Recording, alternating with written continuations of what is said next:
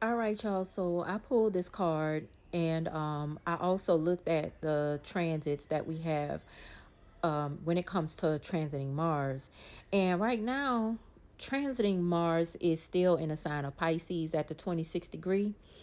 And April the 9th, transiting Mars is going to move into his home sign of Aries, which is great because Mars doesn't like to be in all that water. Mars being in that water sign for a hot little minute. Now it's about to move on over there into his home sign. So it's about to get comfortable. It's about to it's about to do some shaking and moving. You feel me?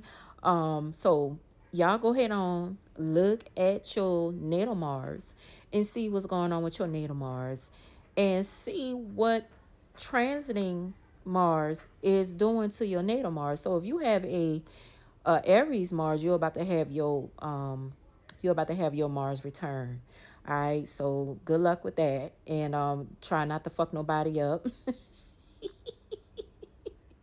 because Mars loves to fight. Any which ways, some of y'all could be a birth number 5 or a life pad number 5. So if you're either one of them, you're naturally a risk taker. And Mars in being in Aries is somebody who is a natural initiator and a risk taker. But that energy can work for you, but that energy can also work against you. But with it about to go into the sign of Aries, make sure you're keeping your energy grounded. Make sure you're not doing anything impulsive. Make sure you're not overreacting because, depending on what you got going on with your natal Mars, especially if you got a debilitated Mars like me, you have to be careful to not get easily triggered, to not be too impulsive. Make sure you're grounded. Make sure you are not being too impulsive because Mars and Aries can be impulsive. And again, that can work for you, that can work against you. But this week, maybe next week, or within this month, you might be urged or guided to start something new. You'll start to feel it. Like I said, that's why you need to go check your Mars placement to see what's going on with your Mars.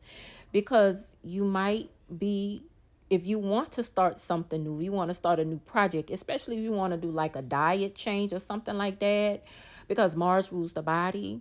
Um, this week, next week, going into next week might be a good time for you to start that diet change, start a new exercise routine or something like that.